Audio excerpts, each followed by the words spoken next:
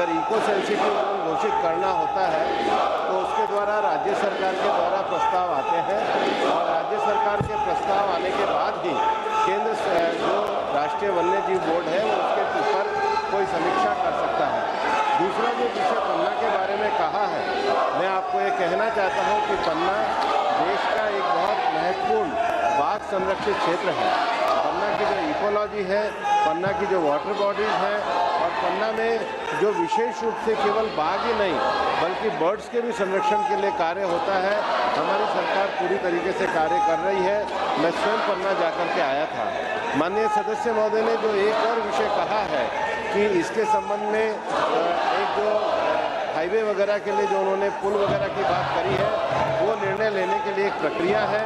हमारी कुछ scientific bodies हैं, एक्सपर्ट्स की राय है, राज्य सरकार की अनुशंसाएं हैं, उन सबको ध्यान में रखने के बाद ही विस्तृत रूप से विचार करने के बाद निर्णय लिया जाता है, ताकि जो हमारे देश के ये जो वन्य क्षेत्र हैं ये पूरी तरीके से सुरक्षित हैं। श्री गणेश सिंह जी। अध्यक्ष महोदय, मैं माननीय मंत्री जी से पूछना चाहता हूं कि राष्ट्रीय राजमार्ग 75 जो है ये खजुराहो बेमीठा से होकर के पन्ना होते हुए सतना से सिंगरौली तक जाता है और वो सिर्फ पन्ना टाइगर रिजर्व से जो एग्जिस्टिंग रोड है वो एग्जिस्टिंग रोड को ही अगर उसमें पुल बनाने का और एलिवेटेड रोड बनाने की मंजूरी दे दी जाए तो आगे वाले जो शहर हैं वो भी उससे कनेक्ट हो जाएंगे। अभी वो सिंगल रोड पर है। माननीय अध्यक्ष महोदय, अगर हमारे माननीय सदस्य संबंधित राज्य सरकार से कोई प्रस्ताव भिजवाते हैं तो उस पर विचार हो सकता है। ऐसे कोई भी विषय सदन में नहीं बताया जा सकता। क्वेश्चन नंबर 345 श्री TR बालू जी। Not present. माननीय मंत्री महोदय। Question number 346 doctor Byreddy Shabari. Question number 346। माननीय मंत्री महोदय। पर है अध्यक्ष जी। माननीय सदस्य। PM internship scheme has been very commendable, sir. This has created a link between the youth and also the major companies. But in round one, when 1.27 lakh opportunities were there and 6 lakhs applications were sent, only 8,000 opportunities were given, sir. This is maybe because of the one-time grant of 6,000 rupees or 5,000, that is the monthly stipend given, is not sufficient, especially in the tier 1 cities, sir. So I would like to ask the minister through you, sir, is there any further financial assistance given or any revised plan? Thank you, sir. आदरणीय अध्यक्ष महोदय, माननीय सदस्य ने इसके जो 5,000 रुपये जो कैंडिडेट्स हैं जो इंटर्नशिप कर रहे हैं उनको देने का प्रावधान सरकार ने किया है। मंथली 5,000 रुपये देने का प्रावधान है और वन टाइम 6,000 रुपये सरकार की तरफ से दिए जाते हैं। इसलिए अभी ऐसा कोई विचार नहीं है कि उनको और आगे इसके विषय में बढ़ाया जाएगा उनके एमोलूमेंट्स को लेकर के, लेकिन ऐसी जो 500 बड़ी कंपनीज हैं जिनमें अगले 4 साल में 1 करोड़ देश के युवा अप्रेंटिसशिप कर सकेंगे, जिसमें रियल लाइफ प्रैक्टिकल एक्सपीरियंस अपनी एजुकेशन कंप्लीट करने के बाद ले पाएंगे, उसमें जो कंपनीज हैं वो अपनी तरफ से भी कुछ उनको अपनी तरफ से भी स्टाइपेंड दे रही है। अभी सरकार की तरफ से ऐसा कोई प्रावधान नहीं।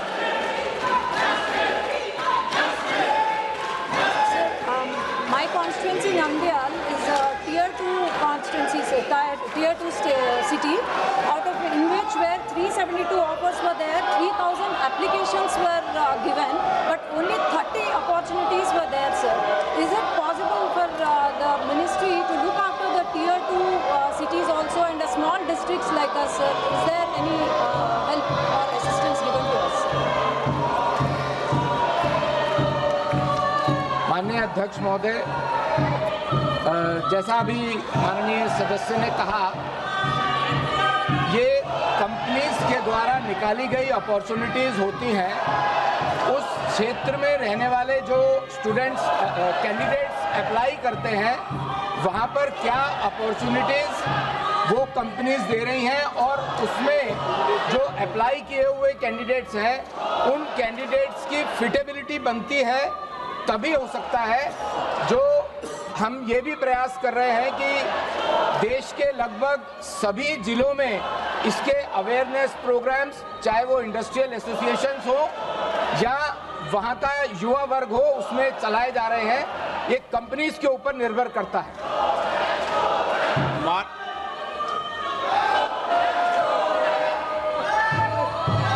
मैं आपसे आग्रह करता हूं कि आप अपनी अपनी सीट पर जाके विराजें।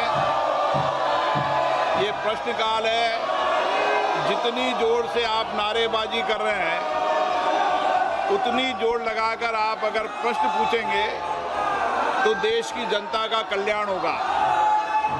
और माननीय सदस्यों, मैं आग्रह कर रहा हूं कि आपको जनता ने सरकारी संपत्ति को तोड़ने के लिए नहीं भेजा है। और मैं आपसे आग्रह कर रहा हूं और चेतावनी दे रहा हूं कि किसी भी माननीय सदस्य को ये प्रिविलेज नहीं है कि वह सरकारी संपत्ति को तोड़ने का प्रयास करे। अगर आपने सरकारी संपत्ति को तोड़ने का प्रयास किया तो मुझे कुछ निर्णायक फैसले करने पड़ेंगे और देश की जनता आपको देखेगी। मैं आपको पुनः कह रहा हूं, कई विधानसभाओं के अंदर इस तरह की घटना पर माननीय सदस्यों के खिलाफ कार्रवाई हुई है। मैं आपको फिर चेतावनी देता हूं, सरकारी संपत्ति को तोड़ने का प्रयास आप नहीं करें, यही मेरा आपसे आग्रह है।